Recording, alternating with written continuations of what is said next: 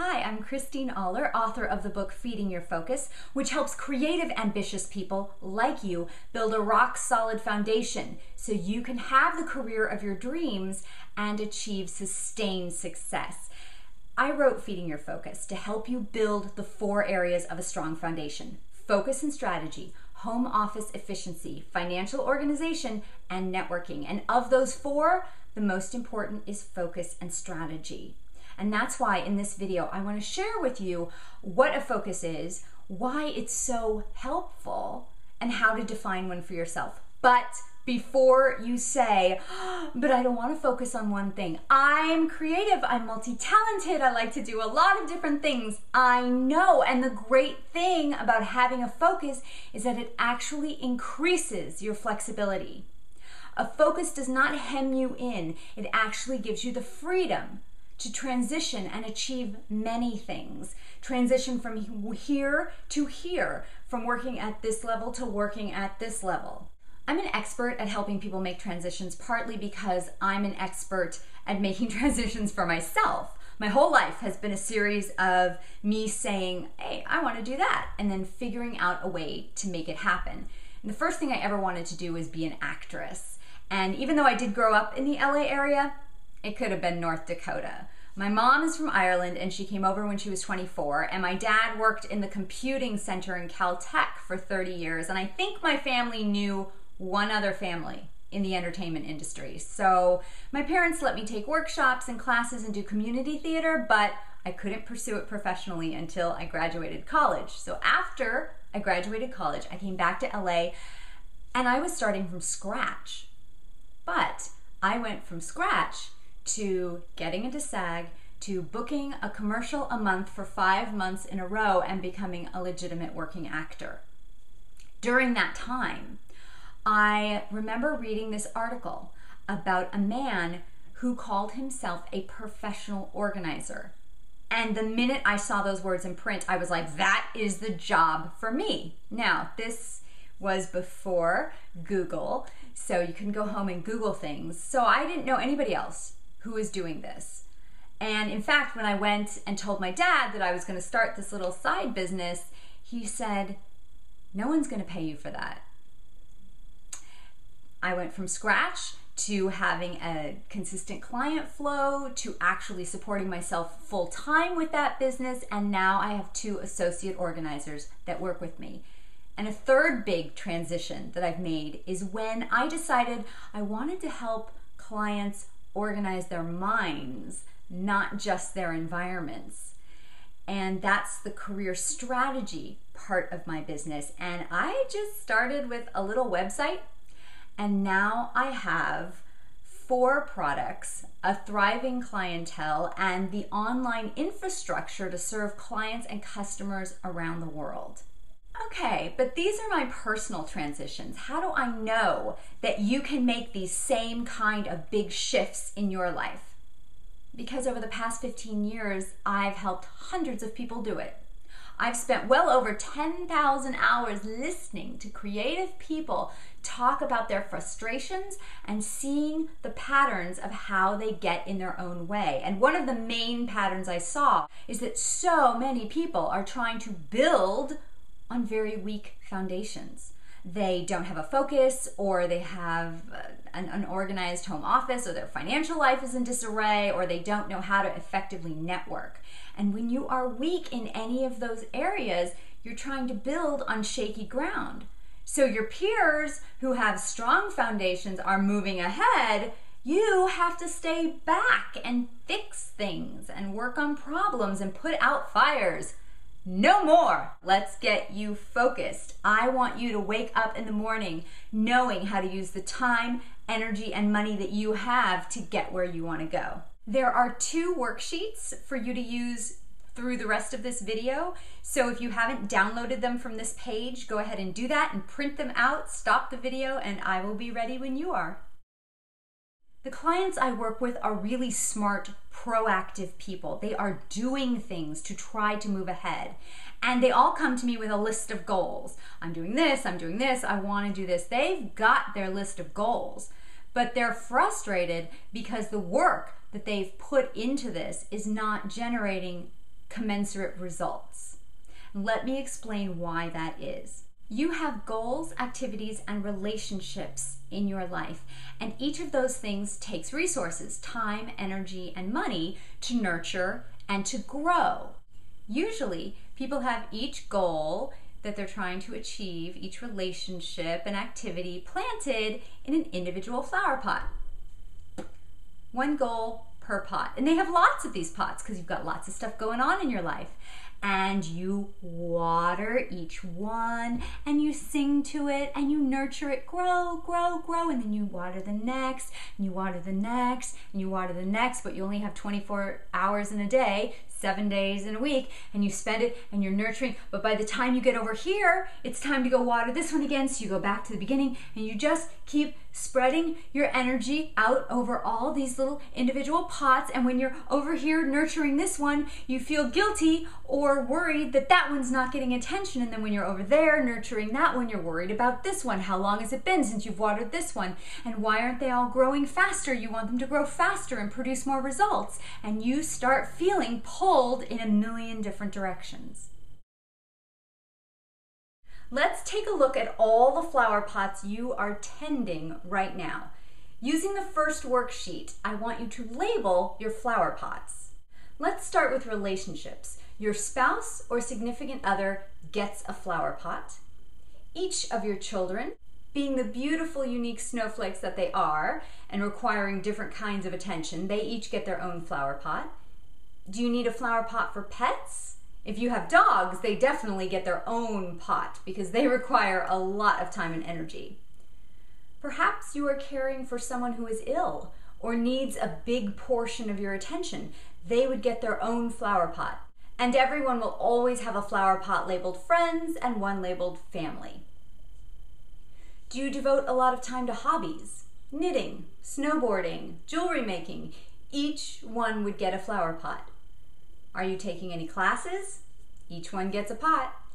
If you are active in or volunteer for any groups or organizations, each one would get a flower pot. Are you working on any self-improvement projects like losing weight or incorporating a meditation practice into your day? Flower pots. Are you doing any major household projects? If you are renovating your kitchen, that is a major flower pot. Or researching places because you're planning a move, or you're helping your parents downsize, etc., etc. Do you have one or more side jobs?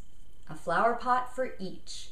And finally, we move to the career or passion you are pursuing. What projects are you working on right now in that area? Applying for a grant? Studying for an exam? Building a website? Trying to book speaking gigs to acquire more clients? Hosting a podcast? Each significant element of your career or passion gets its own flower pot. So now seeing them on that sheet of paper gives you an idea of how many individual flower pots, how many activities and relationships and goals that you have going on in your life. Now the trouble with planting everything, your goals, your activities, your relationships in individual flower pots is the fact that it's always easy to add another one. Now the solution to this craziness is to get yourself one big flower pot. This flower pot represents your focus, and a focus is singular. You can have many goals feeding into that focus, but you have one focus and it is connected to what you are most passionate about achieving in life or building for yourself or experiencing for yourself. All of the things that you plant in here, all of your goals are different roads. Each one might lead you to getting that focus, to achieving what you want to achieve, but you're not sure which one. So you go down all the roads and eventually one is going to get you there.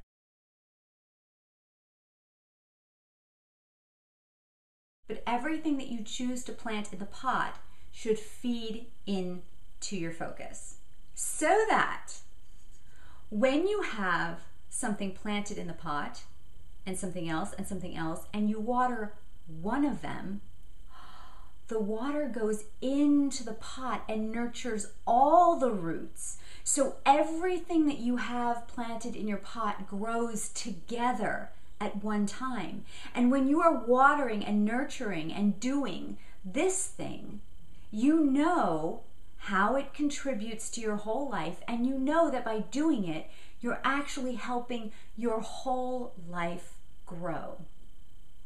So this is a way to pull your life together and give it a cohesive sense of purpose.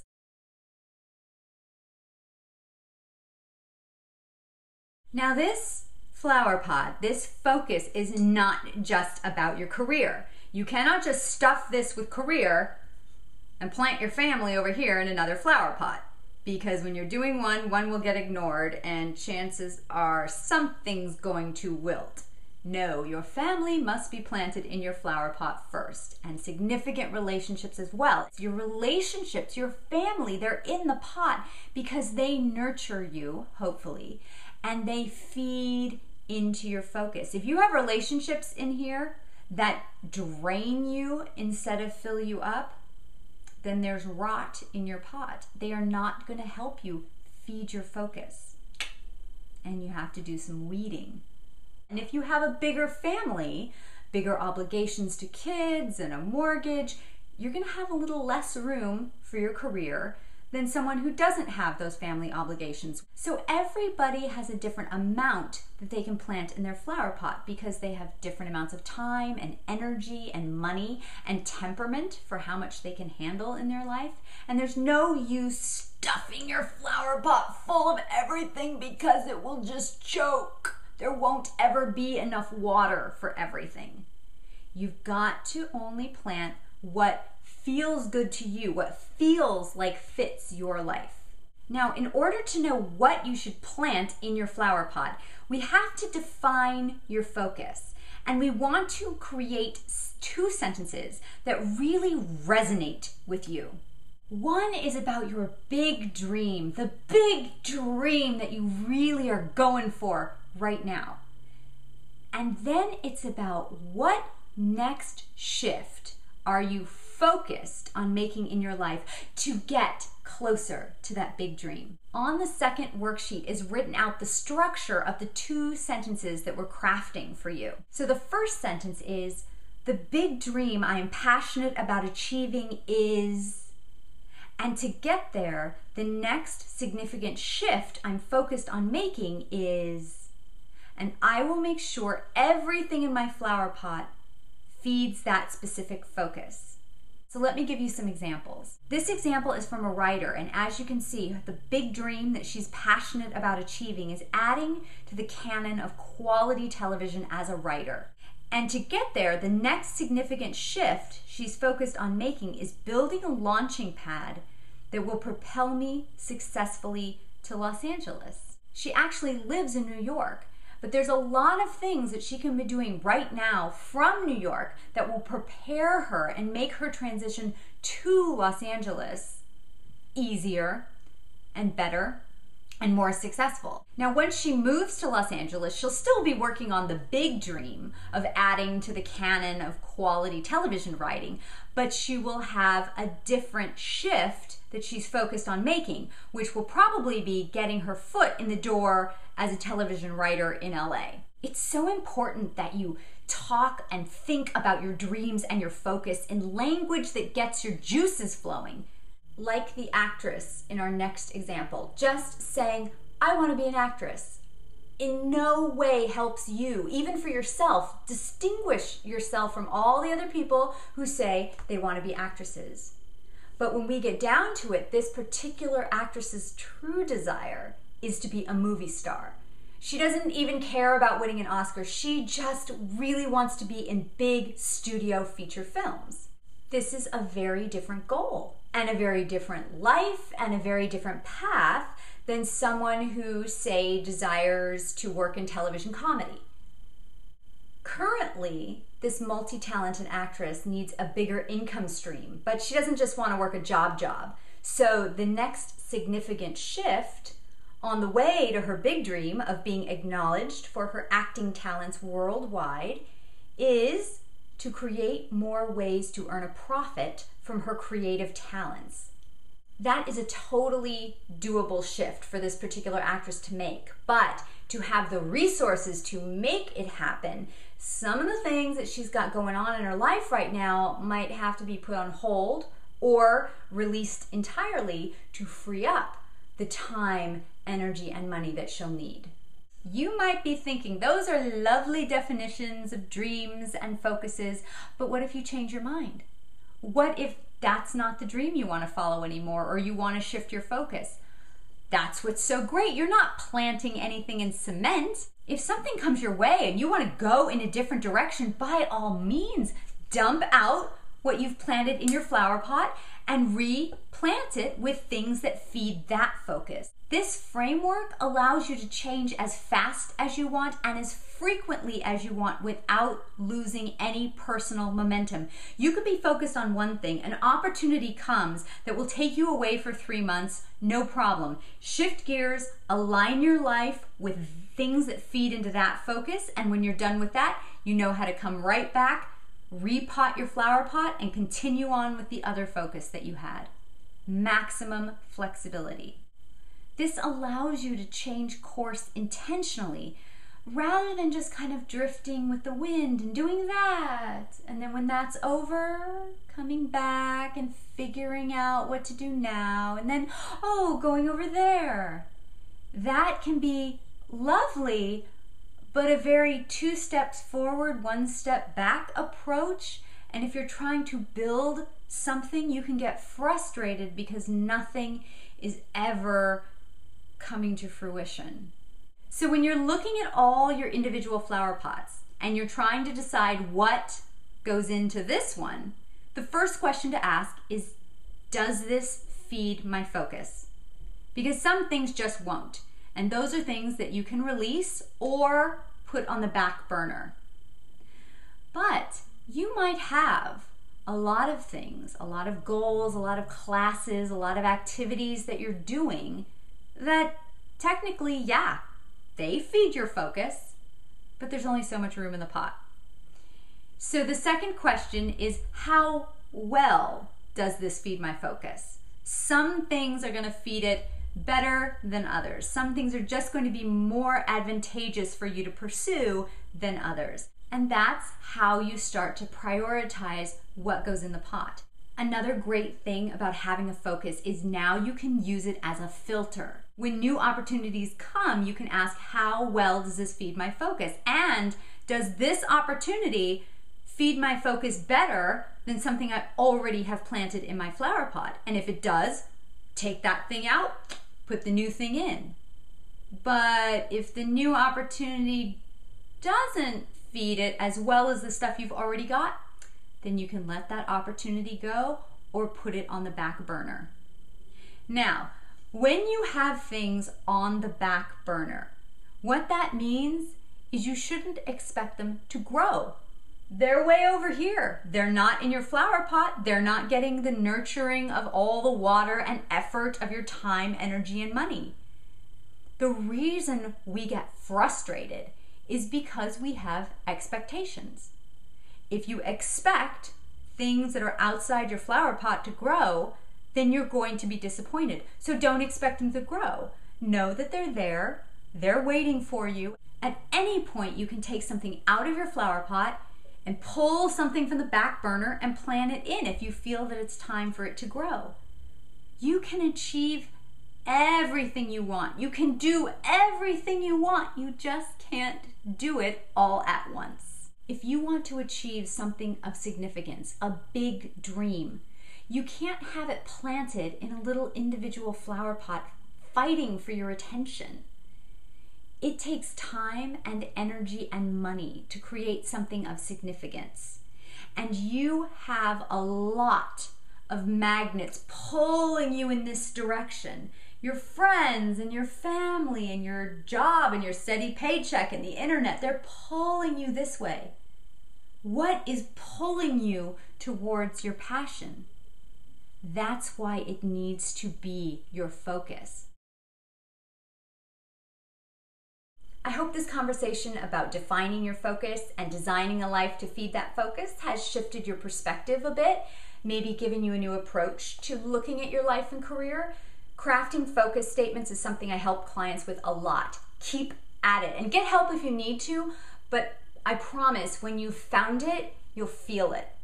And it's really important because this statement gives you clarity, and clarity gives you confidence. And if you have a few friends who need a little bit of clarity and confidence, feel free to share this video with them. The second most important part of a solid foundation, the one that allows you to literally put your focus into action, is having an organized home office. What good is a focus if you're drowning in a sea of clutter and paper?